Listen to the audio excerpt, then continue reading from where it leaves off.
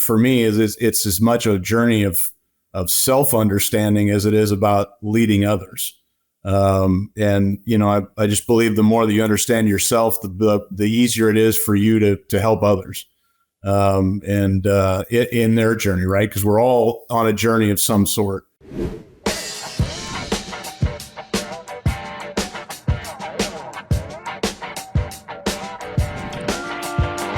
Hello, everyone, and welcome to another episode of the Wisenetix podcast. I'm glad to have here a new guest with me today, Scott. Scott is a director of integrated swine and poultry technical services at Merck. You guys are gonna learn a little bit more about his story very soon. And for you that is joining us for the first time, this is a podcast that aims to be a platform for business and communication and other leaders within the livestock and ag industry to share their thoughts, their experience, so we can raise the bar in the industry, share what we know and make the industry, a better industry. I'm your host, Ricardo. My background is actually in design and communication. I've been through some different industries so far, and now I'm adventuring myself, diving into the ag industry. So welcome, Scott. It's glad to be here, Ricardo. Thanks for having me. Thank you for coming. Scott, we like to start our conversation with a brief introduction on our guest. So can you share a little bit about you? Absolutely. Yeah, Dr. Scott Stellick. I am currently the Director of Integrated Swine and Poultry Technical Service for Merck Animal Health. I am just completing my third year here with the company, and it's been a fun ride. I get the opportunity to work with some really interesting folks, some highly sought after experts, and it's a lot of fun. My background prior to coming to Merck, I spent about 10 years in swine production in various roles of health and management and leadership for the mass shops, as well as a small company called M2P2. Prior to that, I was in private practice, veterinarian up in Northwest Iowa and Hartley and Spencer, Iowa, and veterinarian degree from Kansas State University, animal science degree from University of Nebraska-Lincoln, and grew up on a small diversified farm down in southeast Nebraska. So I've spent my career and life really here in the Midwest. Awesome. And Scott, with all that background and your different experiences, what would be you'd say are your top 3 experiences in life so far? And please be free to share either personal or professional experience. Sure. That's a good question. I guess if I sort of step back and think about the totality of it, probably shaping me as a human as I sit here today, being a father, being a dad and a husband, teaches you a lot of things about patience and humility and perspective. When you see your children do things that you did as a kid or as an adult, and sometimes you look in the mirror and realize exactly where that came from. But that's obviously a huge part of my life. Professionally, I would say, I've spent 21 years in veterinary medicine and swine production, and health and production. And I've really had an opportunity, stepping through my career, first starting, in a practice that really helped a lot of family farmers, that were born on the land and grew up in the operations and expanded them and really, taught me how to be a veterinarian and gave me a lot of experiences and frankly, a lot of opportunity when I wasn't ready for it. They had a lot of faith in me before I had faith in myself. And I really appreciate those producers, for giving me those opportunities to grow and learn as a young veterinarian and finding my way and have been fortunate in my career to, I think, my wife and I have made some very thoughtful moves geographically as we've moved around the Midwest for various opportunities, and also had opportunities within the companies that I worked for to take different roles, move up, and really kind of starting, more boots on the ground, and eventually, to the point that it was more boardroom work than barn work. But through that progression, really allowing me to understand firsthand what it takes to be a successful hog producer, what it takes to be successful in disease mitigation and prevention, and how to understand the economics of swine production. So that certainly has shaped my career immensely. And I would say the third thing, really has been, more in recent history in the past 10 years, the opportunity to lead people and lead teams, to the point that, I've become a board certified executive coach. I've found I've a lot of passion for the subject, and I really enjoy working with individuals and teams and helping them develop and helping them grow. And it's really, as I've become more patient and able to, observe a lot more the older I get than when I was a younger man, that I really find a lot of personal enjoyment in helping others grow. Awesome. Those are really shaping experiences. Father, then all the experiences as a vet. But one caught my attention specifically, and that's since the first time we met, which is, all this people development related aspects of your work, right? And one of the reasons why it caught my attention is that I think it's very challenging, right? As we evolve from individuals doing our things, having to focus on specific outputs that we can generate through our efforts when it comes to, making a group of people work together to accomplish those, bigger goals, bigger things. Because that's another thing. You only accomplish big things when you work with other people. If you're working alone, it's not the same thing. So this is one of the things that I would like to focus our conversation today. But just before we jump to that part of the conversation, I would like to ask you, so looking at the work you do today, if your parents were analyzing and seeing it, how would they describe what you did today? It would be an amusing answer, I think. Back when I was still a practicing veterinarian, my dad used to say, I have one older brother, and he was a pharmaceutical salesman in human pharmaceuticals. And my dad used to say, I have one son that sells drugs and one son that uses them. So that was sort of his tongue-in-cheek joke back then. Dad's passed now, so but I think mom would say that, I sell farmers medications, for their pigs. Not an incorrect statement in my current role.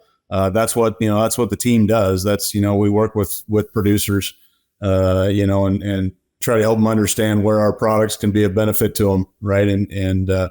But really it's a lot deeper than that, in that, really what the team does is, we work with producers to help them solve problems, right? And whether that involves our product or doesn't involve our product, our core goal is to help them be successful. So I think that's what they'd say. I know, absolutely. I think your mother answer, somehow it would be accurate, but as you mentioned, there's many more things involved in that, right? It's not only about, selling a product. And I mean, you are, if we look at your job title, a director of integrated swine and poultry technical services, right?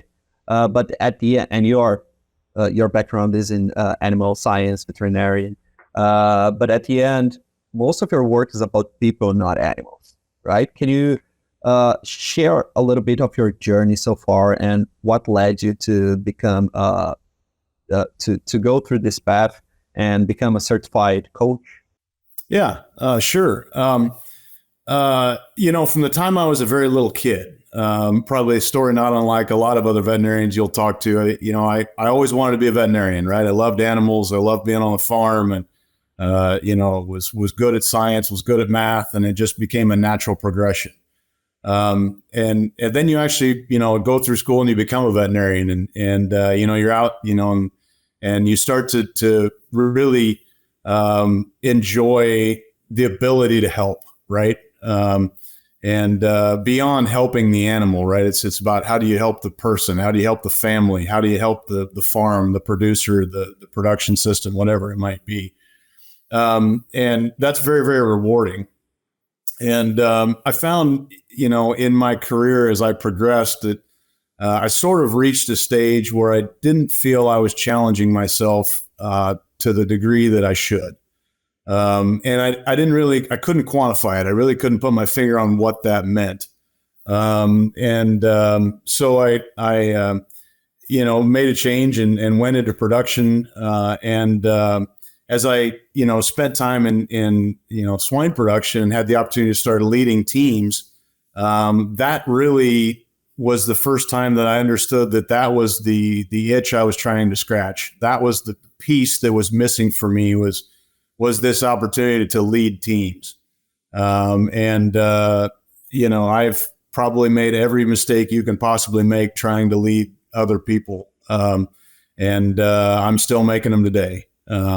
But as you do it more and you start to, help really green individuals that maybe don't know, the particular task at hand or don't have all the background, and you work with them and you teach them and you develop training programs, and then you start to see them teach others in the manner that they were taught, and they start to use your words and they start to reproduce your actions, and it's this real sense of fulfillment that you're witnessing growth, right? And so as I've gone through that, I've certainly become much more a student of leadership.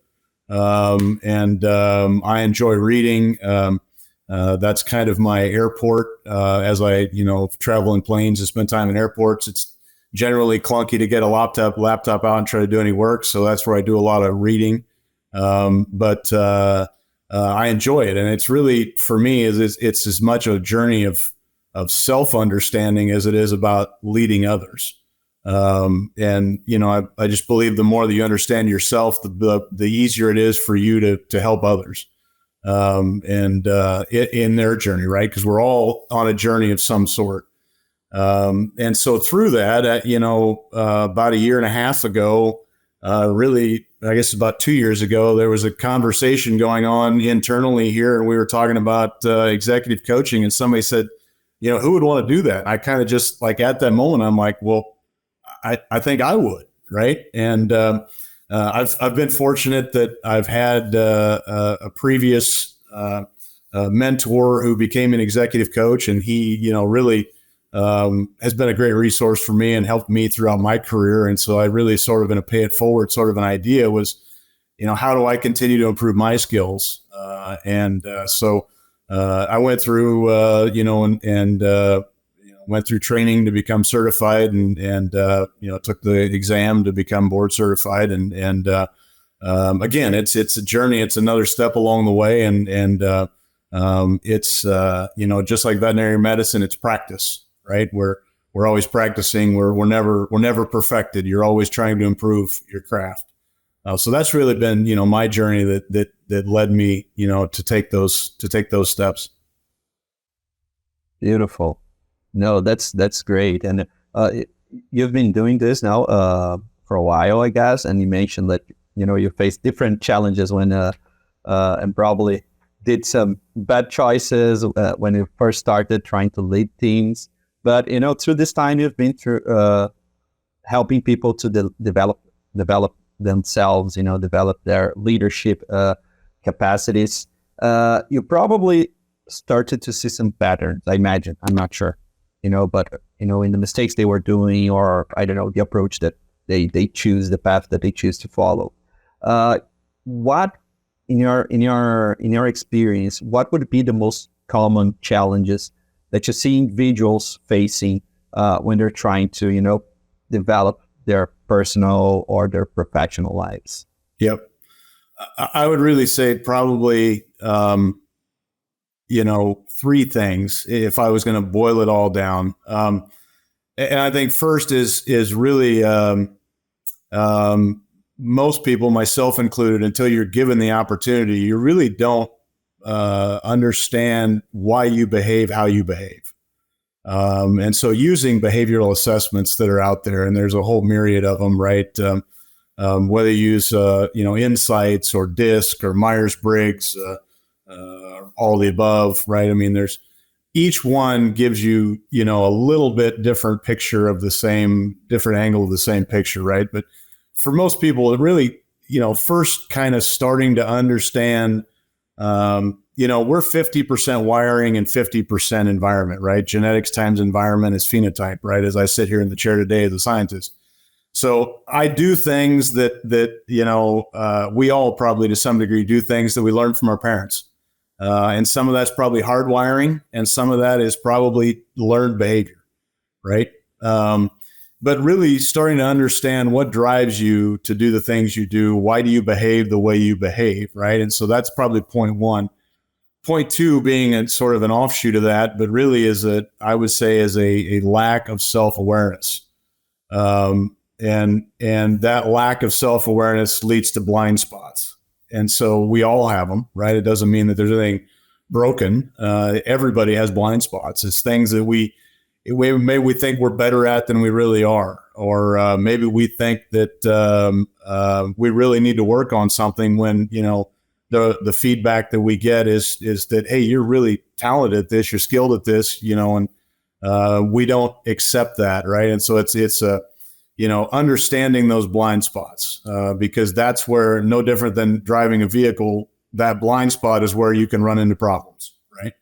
And then I would say the third thing, interestingly enough, is the what got you here won't get you there. A lot of people are afraid to continue to evolve or transition from where they've been. They reach a point of success or comfort or growth, and they're really reluctant to leave that spot, right? Or as they do, they try to continue to use the same tactics, right, and the same behaviors that got them there, when really they need to change, right? And so most classically, you think about this like a role transition, a promotion, right? And so you take someone who's a really good individual contributor, and now they lead a small team. But leading that small team, they're still doing all the things they did as that really great individual contributor. And they're telling the people what to do, or they're doing it themselves instead of leading that group, right? And that's sort of the classical, sort of inability to make that transitional step. So I would say, if I was going to boil it all down, that would probably be the three components I would see most often.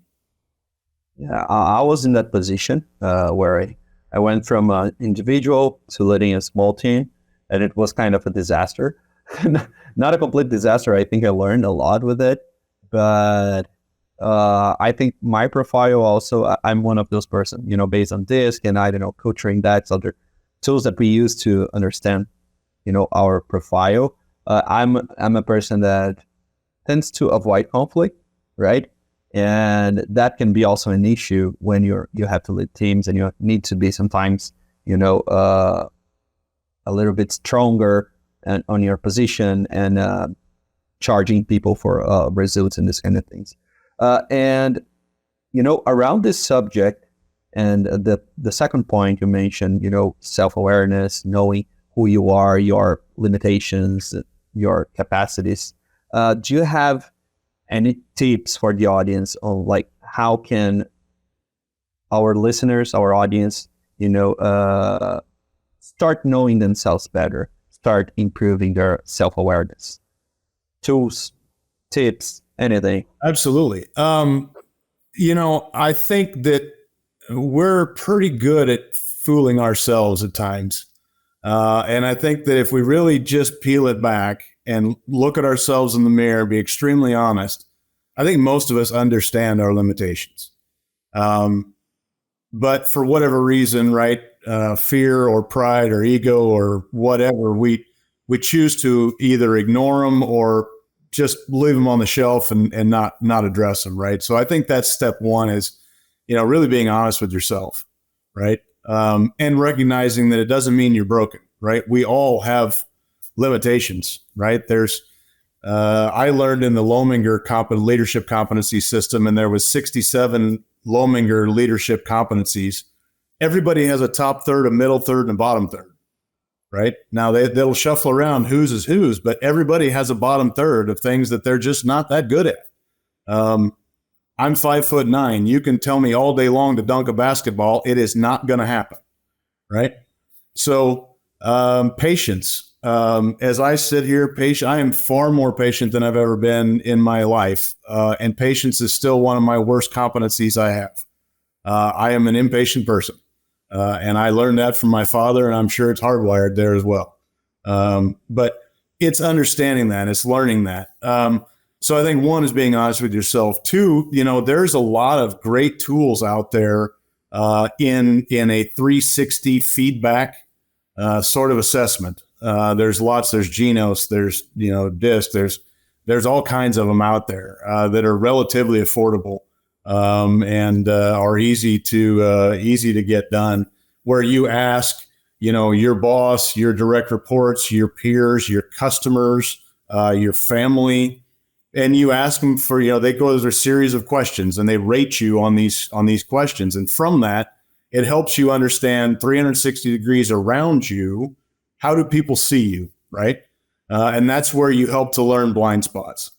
But honestly, those can be just as well done, frankly, with selecting those same group of people, and asking them for to write down in a forward meeting, right? Don't do it in the moment, but hey, can we meet again in 2 weeks? And will you write down feedback for me and tell me 3 things I do really well and 3 things that you wish I did better, right? And I've never come across an individual that was not willing to give very honest feedback when somebody asked for it in a very humble and open manner. I think, as a species, we're a pack animal, right? And we want to support the community. So it's, like I said, people are more than willing to help, particularly when, those people that you select to do that are people, they're friends, they're colleagues. There's a high degree of trust. And it's really just a matter of asking the question. Awesome. No, those are good tips to start. I try to be honest with myself, but I think lots of the problems they lie. I don't know if actually, I'm trying to think now, in my case, if it's lack of honesty on the on the things that I think I'm not that good, or maybe they are blind spots. But for sure, there's always a room for improvement. And man, it's challenging. It's challenging, but I like it. Ricardo, more times than not, actually, what I see is people who are harder on themselves than what that peer group tells them that they are. They feel like they're not as good at something, and people around them say, hey, you're really talented at this. More times than not, that's what I see, is that people actually tell you you're better at something than you think you are. Yeah. I know the word in Portuguese, I'm trying to remember in English how it's called when you start sabotaging yourself, like, hey, I'm not that good. The imposter syndrome. Imposter syndrome. Yeah, exactly. Yeah. Perfect. Yep. So let's say I'm trying to improve myself in life, with my family, with my wife, at my work. I'm starting to see my limitations, and I'm trying to work on that, right? I'm trying to be better every day. Now, actually, let me bring this more to the professional side. I'm trying to be the best I can at work, right? And I'm always charging me, being hard on myself, like, hey, I can do better. I need to develop, like, this and that I've done. It's not good enough. I need to do more. So we see a lot of people. Oh, actually, I don't know if it's happening more today or it's just people are talking more about this. But a big thing that people are talking about today is burnout, right? People getting stressed at a point that they will um, actually get sick because of that, really physically sick because of that. Can you share with us like how can I say this? How can those people find that balance, between their personal lives, their professional lives, find a balance so they can have a better health, stay with a better state of well-being, let's call. Yep. Yeah, I mean, common. I think at some stage, a lot of us have struggled with work-life balance, as they say, right? Or life-work balance, however you choose to look at it. And if there was an easy answer, I think that folks would just do it, right? I mean, it is difficult to tackle. And I mean, I think a lot of people, myself included, right? I mean, you don't like to raise your hand and say, I'm underwater. I've got too much going on. I'm too busy. You don't want to be the one to let the team down. And so you just keep doing more, right? And, that has consequences on health. That has consequences on personal life and family relationships and lots of things. I think, where do you start, right? And one is a recognition that, I'm getting to the place that I'm not going to be in a good place, or I'm already in a not good place. I think it has to start with a discussion with your boss, really, about workload, and if we're truly overworked, right? Maybe there's an opportunity to help, for my boss to help me become more efficient, right? Or the things that I'm doing that are unnecessary. That, I'm spinning my wheels, spending time that I don't need to spend, right? So maybe there's an opportunity there. Maybe there's an opportunity for someone else, can something come off my plate onto someone else's plate, right? Honestly, one of the tactics that I've learned and I coach on is, if you're already at a state of full deployment, your plate's full, you really can't take on anything else, and somebody comes to you, your boss or peer or whatever, and says, "Hey, I need you to do this." I always answer yes, absolutely.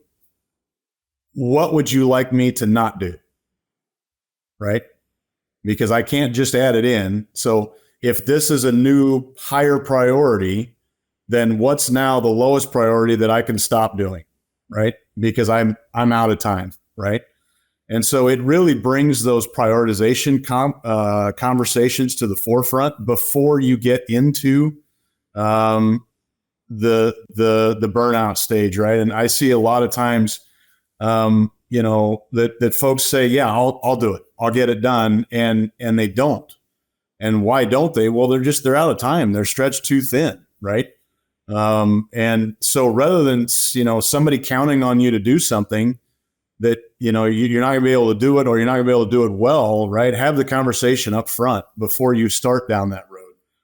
And I'm going to say the other side, and this is just for me personally, and I'm just going to share for me. I really struggled with this whole work-life balance thing until I allowed those lines to blend. And what I mean by that is before that, I tried to keep, okay, this is work and life is life, and I'm going to keep those things separate. And that I really struggled with that. And for me, the advent of cell phones and having email on a phone, I can easily check an email, on a Saturday evening or a Sunday morning or, Tuesday at 8 p.m. or if I'm off for the day or whatever, I can easily check an email. It takes a couple minutes of my time. And I can, it allows somebody else to continue their workload or whatever. And I don't have a stack of them waiting for me when I get back to my computer.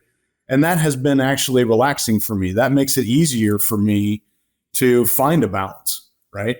And so I guess my point is that I think that there's, don't get caught up in the traditional definition of work-life balance. Find what works for you, because there's lots of other ways to handle it. Perfect. This is a concept that my boss he talks about. Yes, you can look at a life-work balance perspective, or you can look at a life-work integration, isn't it wrong? Like life-work integration perspective, which is exactly what you were mentioning, right? Being available, having that, but also having the flexibility to other times do what not necessarily work-related things. It helps you, exactly as you said, maybe reading 2 emails during your weekend or something like that because it's a little bit more urgent or because you need to do it. It will, save you from even more stress when it gets Monday morning and you have that pile of things to do. So it's also an interesting topic to go after, right?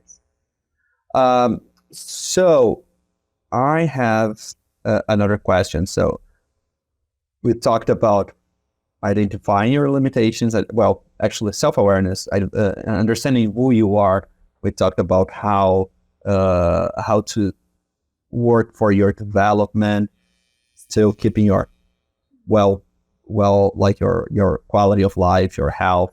Now, thinking about this continuous learning opportunities, continuous growth, do you have any tips or like methodologies or tools for people to implement in their daily lives that can help them, going after this development and making it, to be a better person day after day with the small steps instead of, hey, I'm going to take 2 months to do an immersion in the middle of the jungle,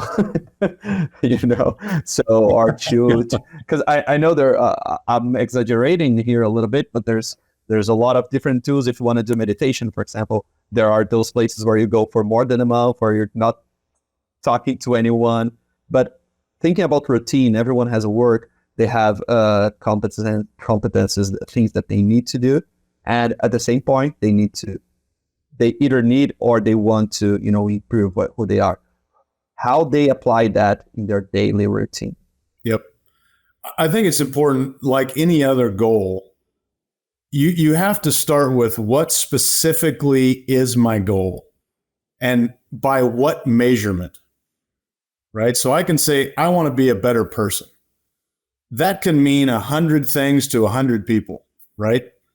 So if I say, I want to learn to be more patient with my children, that's very specific, right?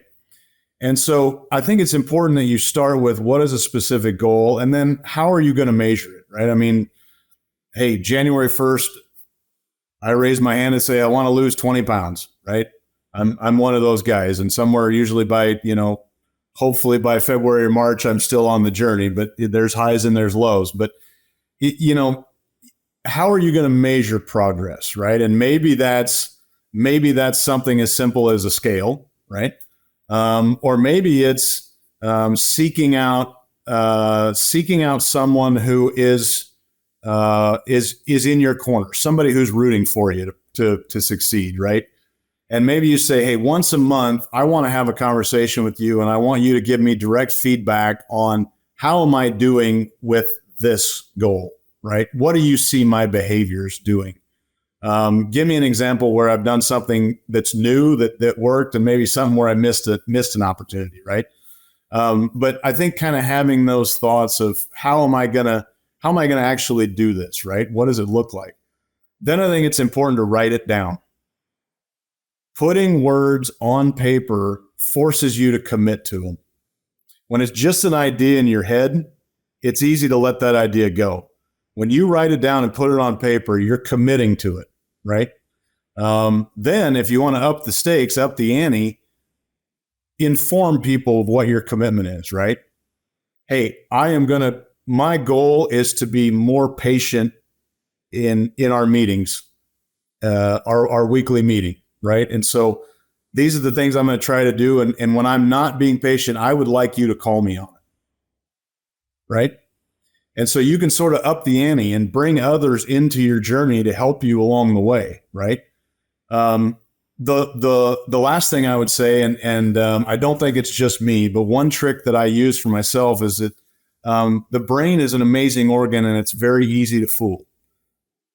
But simply writing on a piece of paper and leaving it on your desk, or pinning it to your board or whatever it might be, something that you see that, on a very frequent basis. Put it on your mirror in the bathroom if you're trying to lose weight. Stick it on the refrigerator door. Put a picture of yourself with, just your underwear on the refrigerator door, and it'll make you less likely to go have a piece of cake at 9:00 at night, right?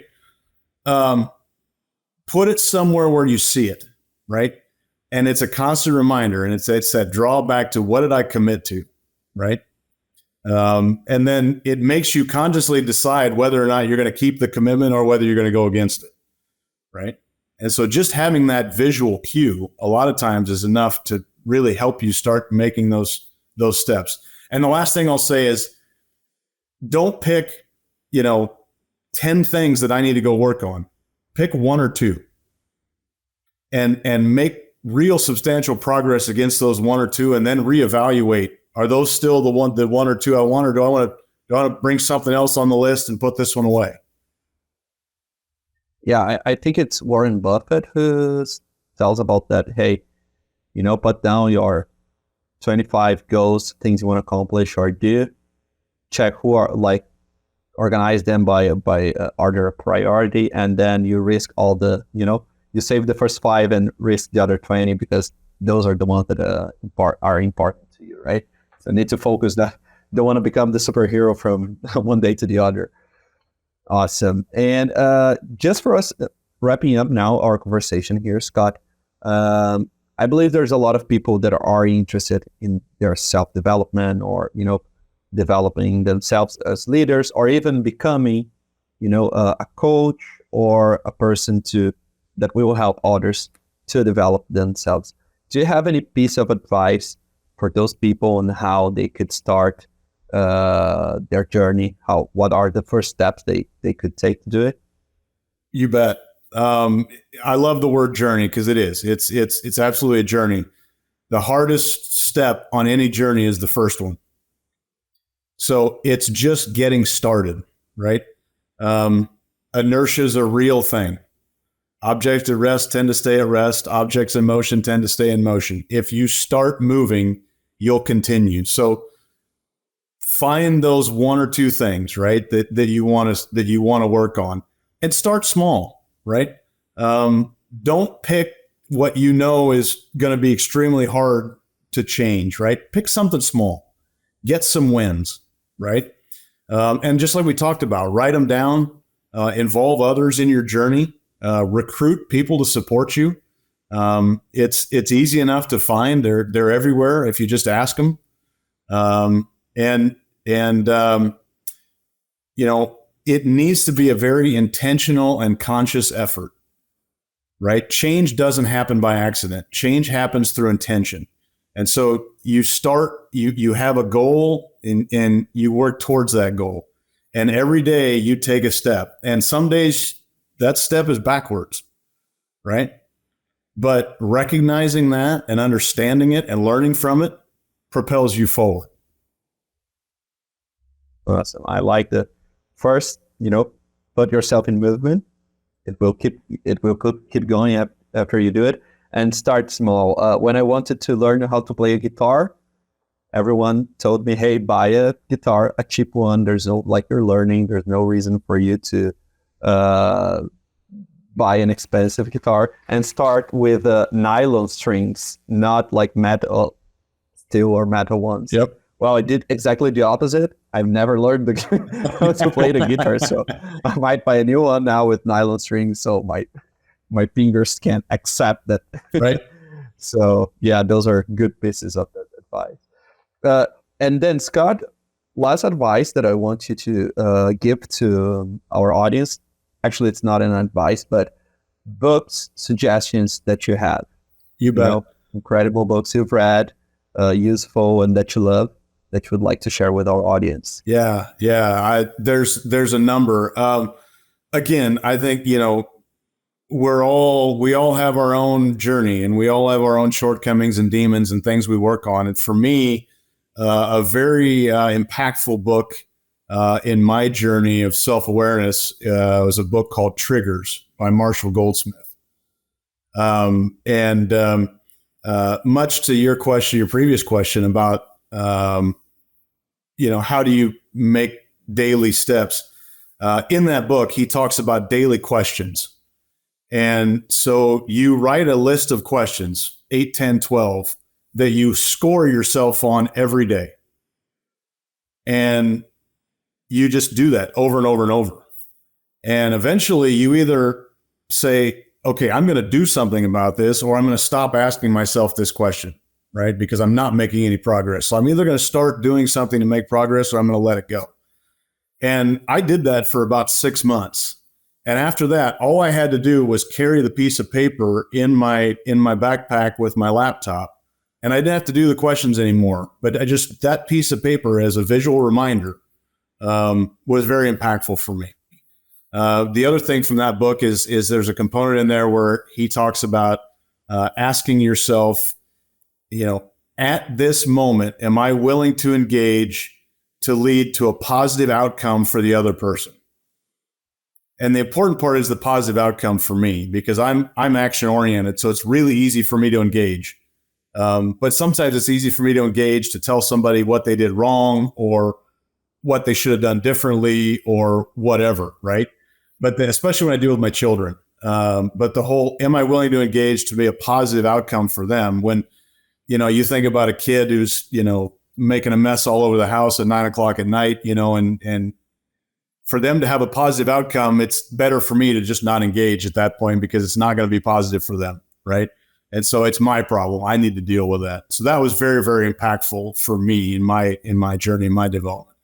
I would say another book that for any, really any leader, and frankly, any team member, Speed of Trust by Stephen Covey.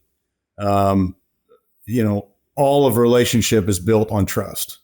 It doesn't matter what business you're in. It doesn't matter what relationship you're in. In the absence of trust, nothing good is going to happen.